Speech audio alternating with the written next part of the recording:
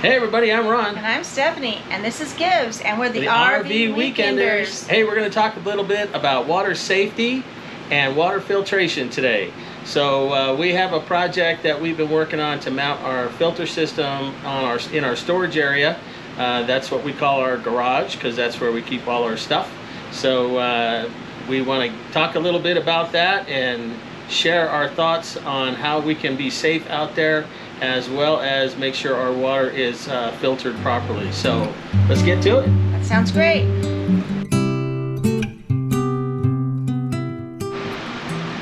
Okay, so let's talk about water safety. First, we want to talk about what the elements are of our water system. So here we're going to show you a picture right now of the Cameco 2-stage water filter.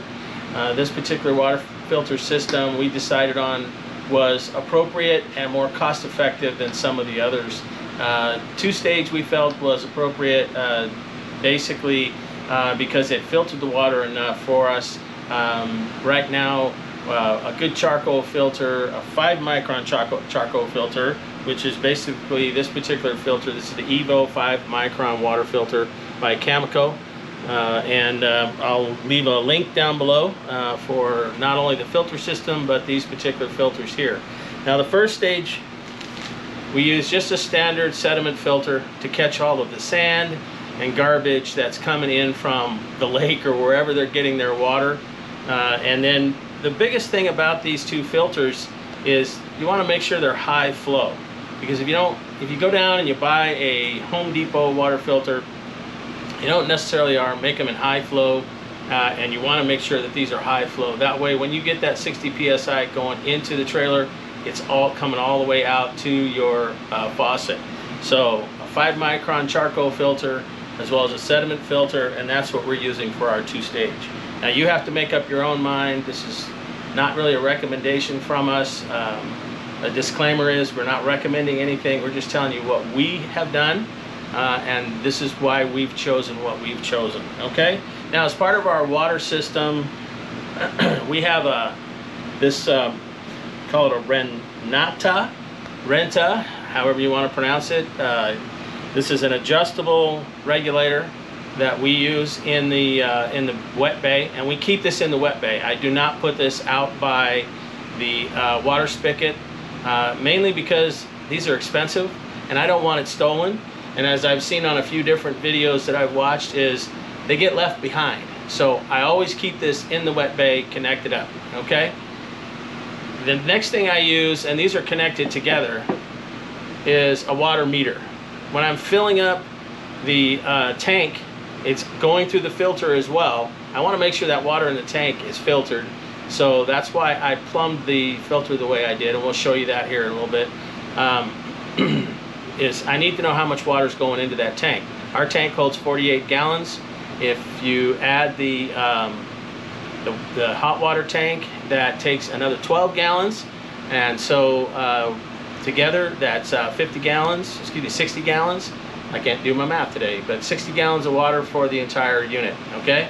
So now, one of the things that you can see on this is one of the reasons why I have this thing upside down. It actually mounts this way. It mounts this particular way. This is a quick disconnect fitting, okay? Rather than me trying to screw this all together every time we get to the campground, I prefer these quick disconnects, okay? This is quick disconnect on the bottom, or on the regulator, the quick disconnect on the meter, and then there is an elbow in the wet bay that this connects up into. Now, the elbow has a 90 degree elbow with a valve on it, so we can shut that off anytime we want to, okay? And this is the way it sits in the wet bay, so that we hook up the hose on the bottom, and of course the hose definitely has our quick disconnect fittings on it, and then the hose goes all the way out to the spigot. Now let's talk about the hoses. Most people, they buy those white cheap hoses to use from Camping World or one of the camping RV supply places. We decided that after 25 years of RVing with those hoses, they were not the best option for us anymore. So we found these. They are called AquaJoe. And they are very pliable. They do not get hard in cold weather. And you can buy one of these that has the electrical element in there in the hose, so that if you're using it in a cold climate, then you can plug it in and keep it warm so that it won't freeze up. Okay, so we use these. We have 50 feet of this hose, and we actually keep it hung up in the garage. You can see we do not keep this in a bin like most people do, like we did for 25 years, because as I learned that the hoses can develop mold, and you want to keep airflow around the hoses and hopefully allow them to dry out. Try to get as much of the water out of the hose when you disconnect as possible. Work on it feverishly to try to get all the water out. And then I hang them up in the garage to allow air to get at them, and this prevents mold. Mold grows in a dark, closed-in, a dark closed-in area that has no airflow, and that's where mold can grow. So keeping these in the garage is the best way to go for these hoses. Everything else you can keep in a bin. I don't like keeping things in bins that are totally sealed. Allow a little bit of air in the bin, just because you have water, things that are exposed to water in there, like your regulator and your meter. Okay, so you hang these up in the garage. I also have my other hose. I have a separate hose for rinsing out the tanks and for just spraying the trailer on the outside and other things. So this is the only thing I use this hose for is my potable water, and that's it. And they're great hoses. I will leave a link for everything that we've talked about here down below so that you guys can see where we got them. We tend to do a lot of shopping at Amazon, and we are an affiliate with Amazon. So if you do click on a link below, you will be taken to Amazon under our specific link. So all right, so let's get started with getting in the installation done on the filter elements in the garage. All right, so here we're in the garage. I call it my shop. It's a third car garage, and we're going to start the assembly process on this.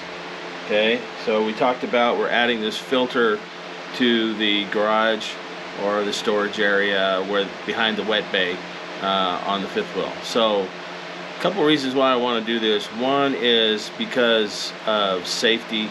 I don't want anybody messing with this with it sitting out on the ground by the water spigot.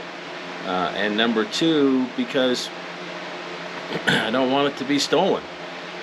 With today's environment and people still wanting to RV, they'll see stuff like this sitting on the ground. You'll be off sightseeing or doing some different things, and then you'll come back and it'll be gone. And this is a $250 investment. So that's another reason why I want to put this in the garage. So let's talk about what I've got going on here. This is a two-stage filter. This particular filter is a Camco, and I chose this filter because of its price tag, number one. The Clear Choice filter is a lot more expensive, and I only really wanted a two-stage filter. I didn't, again, you have to choose that for yourself, decide whether you want a two or three-stage filter. There are some other three-stage filters out there that don't have this cage, which is the other thing that I like about it, is it had this cage where I could set it on the ground, but I'm going to keep the cage on it when I mount it because it'll protect the filter elements and the canisters from any damage in case of something, hitting somebody, or the trailer flipping over or something like that. I just want to make sure that everything is kept protected. So this particular filter has 5 micron sediment filter and 5 micron charcoal filter. Okay, and I really feel like 5 micron charcoal filter is going to catch almost everything. Even some of the viruses out there are going to have a hard time getting through that charcoal filter, and that's why I felt the two-stage filter was only necessary for me and for my wife. If I decide to upgrade to a 3-stage filter later on, it won't be that big of a deal because the plumbing will still be there. I'll be able to just modify it and be able to attach it to the 3rd stage. So let's get started on this bypass. This is a plumbing bypass that we've got going on here. We've got 2 valves, okay? for shutting off the water flow. So the water flow will come in this way through the filter and out. If I turn these valves off, like this particular valve is off right now, and so is this one, so it will stop the flow. This particular valve is on, so now the flow is going through this way. So when I go to change the filter elements out, if somebody needs to use the bathroom or something like that, we need water in the trailer, this is why the bypass. Okay, if something goes wrong with this filter and I need to be able to go get, say, an O-ring for the canister, let's see if I can get this off. And you should carry extra O-rings with you. I do carry extra O-rings, but as you can see down in the bottom in here, there is a filter, for those of you who've never used these before, that seals the canister. And I'm keeping these in place while I'm working on this. I'm cinching these down a little bit so that I don't get any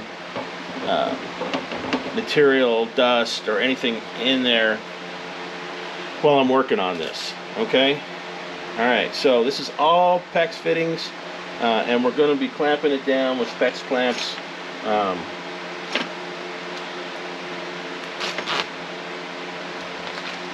Show you what that looks like. Back here. Probably ought to put the cap on my pen. You can see I've dry cut all over the PEX pipe just to get a good fit before I clamp everything down. That's really a good practice to get into. Don't just start here and start clamping. Okay, dry fit everything to make sure it's going to fit, and then go back and start the clamping process. So I did start just to check and make sure that these particular valves and everything was going to fit. So I installed this particular line just to make sure that it was going to fit just fine. Okay, so now we'll flip it around and we'll get things going. So let's talk about these clamps. Okay.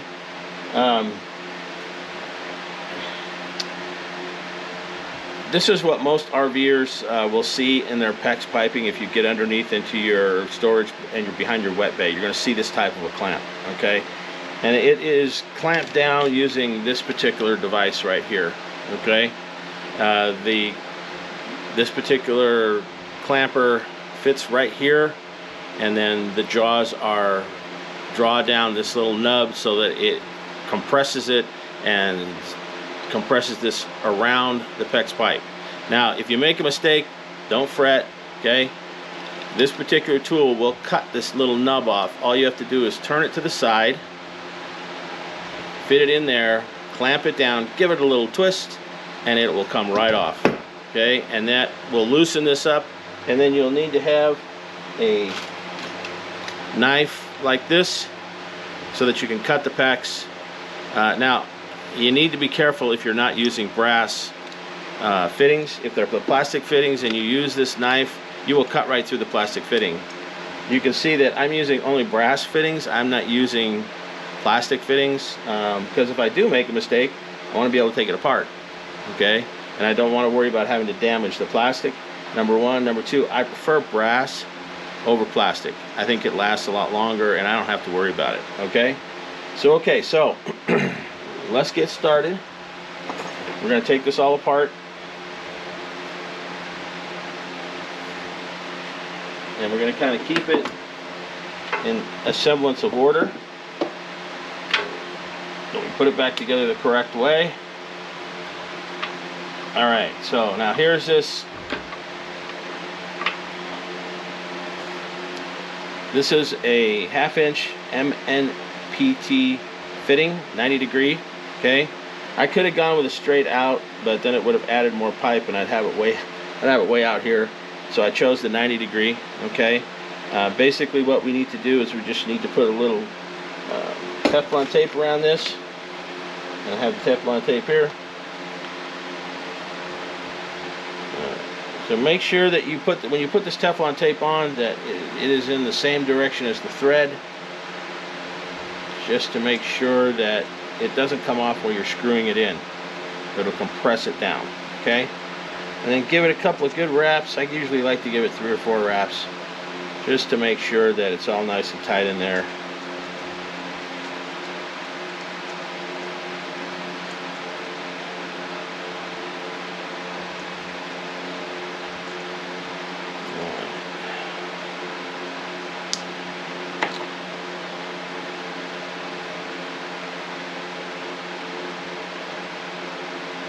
And again, just running my hand around here. Hopefully you can see all this. And then we will screw this in.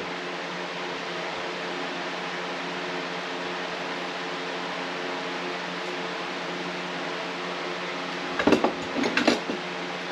we're going to grab the Knuckle Buster. That's what I call it, a Knuckle Buster. It's my dad called it when I was a kid. And it literally is that, just that. It is a Knuckle Buster. If it slips off the nut while you're trying to tighten it down or loosen it up, it's going to bust your knuckles, okay?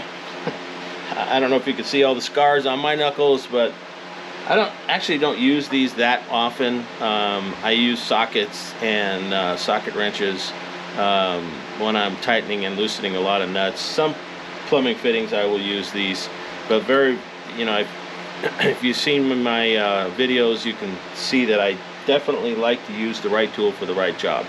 Okay, this particular tool right now is the right tool for this right job. One thing I would like to point out, I watch a lot of YouTube videos and I watch how people use their tools. There's a proper way to use these and there's an improper way to use these. This, when you are tightening up a fitting like this, okay, if you're going in this direction, see how the jaws, okay, this is where the jaw, this part of the jaw is that tightens, okay? You want to pull it, have the jaw on the side that you're pulling it. Don't flip it around like this, because this is where the knuckle busting comes from. You're weakening this jaw by putting pressure on it that way, okay? So you want to make sure that you're using this tool properly, and it needs to be tight. You can see I'm having a little difficulty getting it on, and that's because I tighten it up, okay? It's got to be tight. So use the tools right. The right tool for the right job, and use them correctly, okay? All right, so now that we got this on nice and tight, we're going to start putting these on. So we've got our clamps. We will start here. We'll put a couple of these on.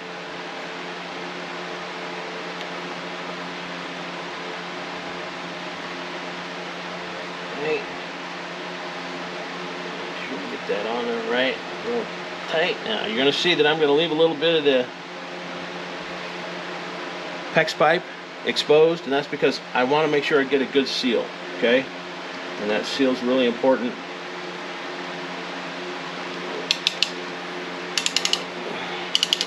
Alright, that's that first one. Check it and make sure it's nice and tight, and then we'll go ahead and get the rest of this in place. Keep in mind that you want to make sure that as you're putting these on, that it's in the right direction, okay? So we'll continue to put clamps on, and rather than talk about it, I'm just going to get it done and let you watch.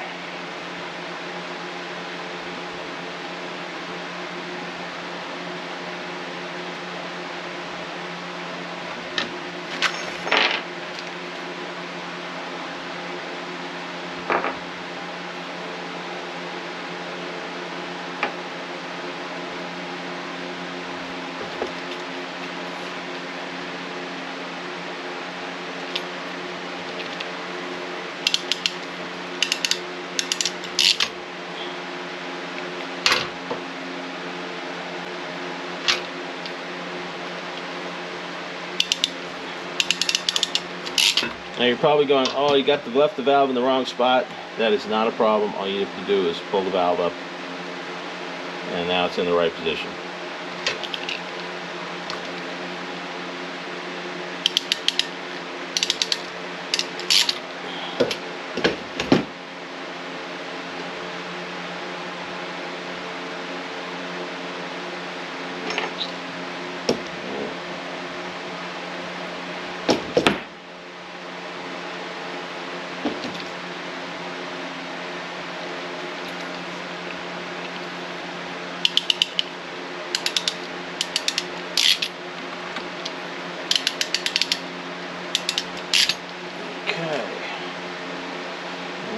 So we got that in. Now we're going to put the actual bypass valve in. Nice thing about PEX, it's very forgiving. Okay. Alright. Good. Dry fit once, then we'll take it back off. Put some clamps on everything.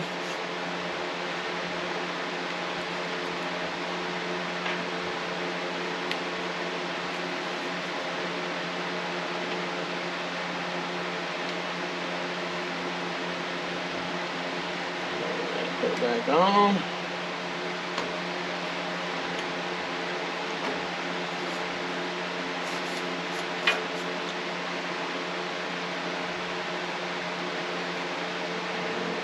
Clamps in place and then clamp it down.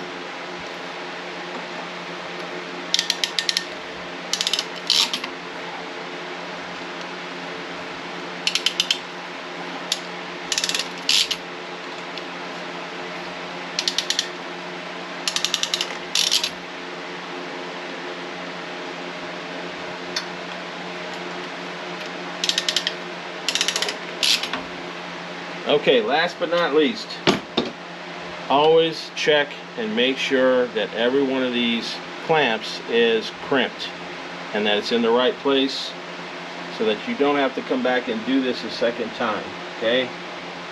Just want to make sure that everything is in the right spot, okay? Good. All right. Sure there are. So right now all 3 valves are open, so the water would flow whichever way.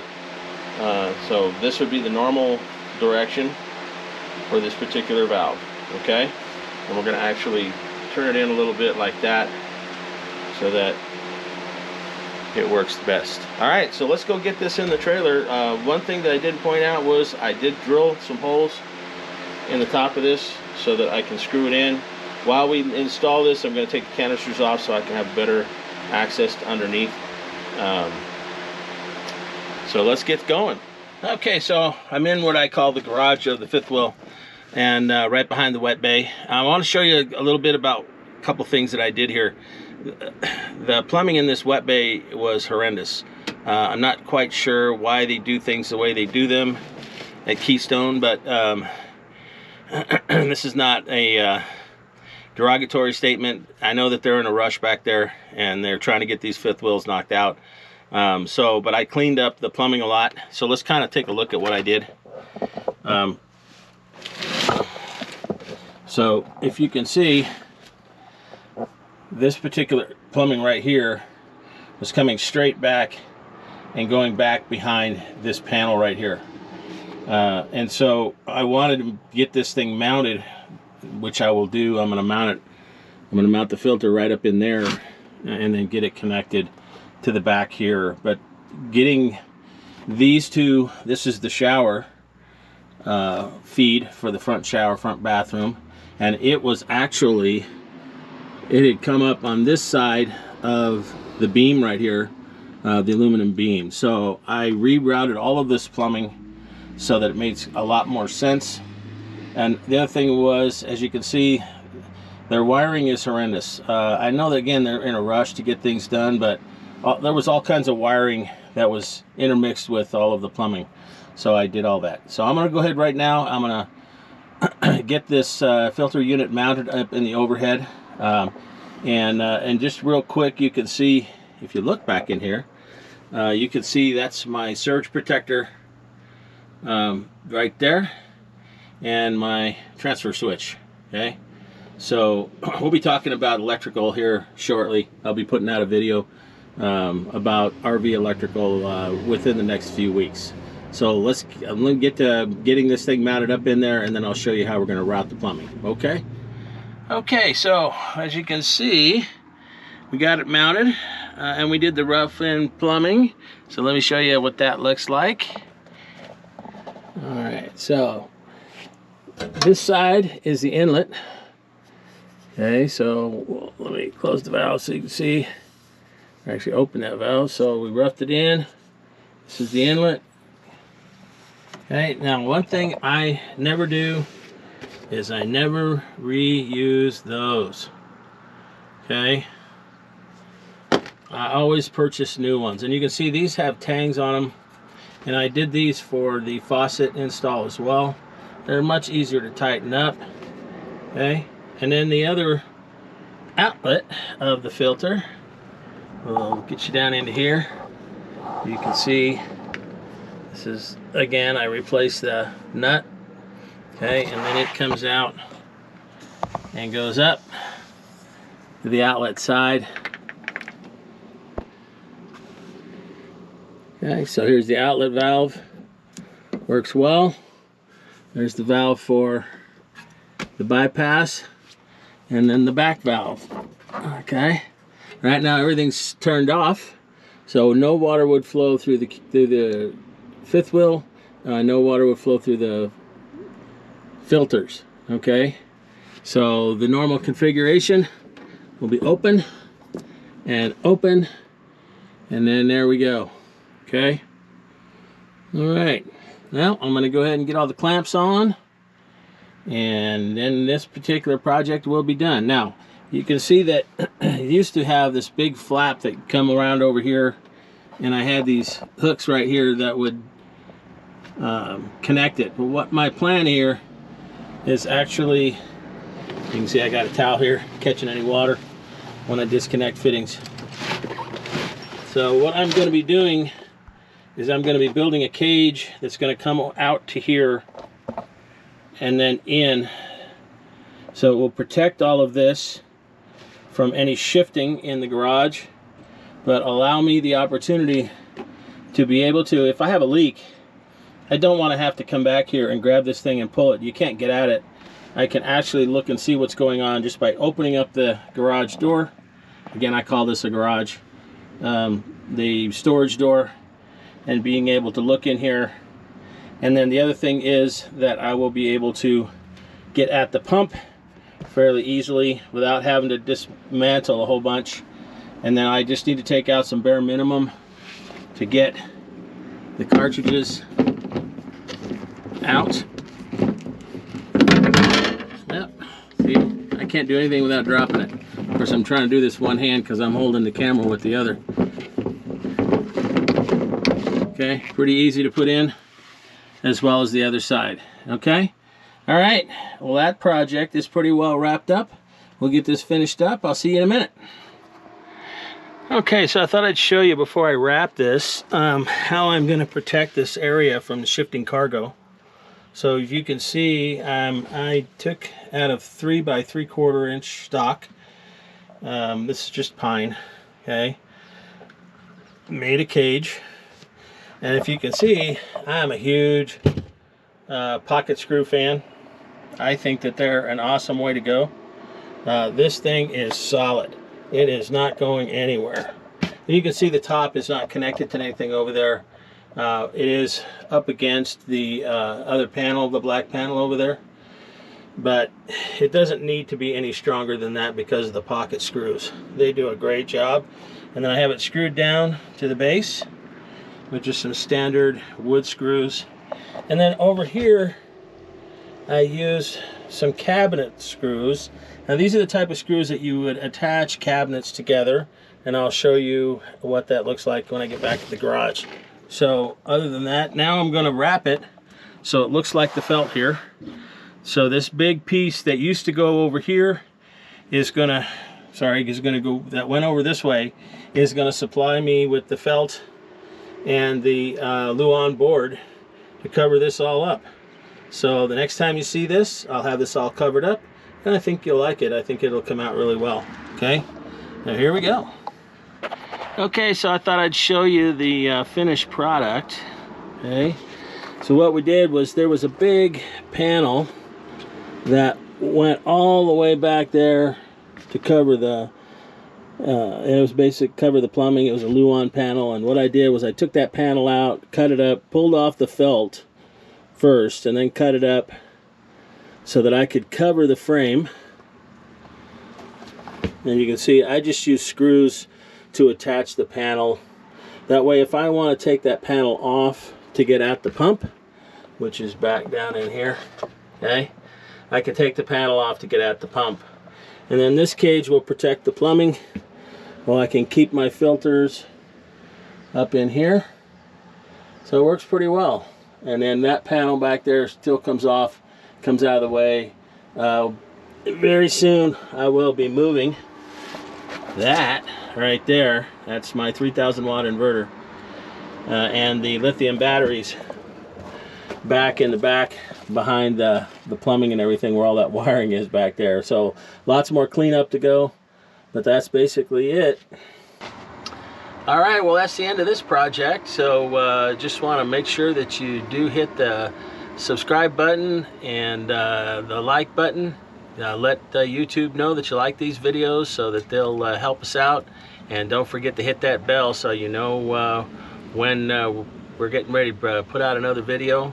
And we'll see you on the road.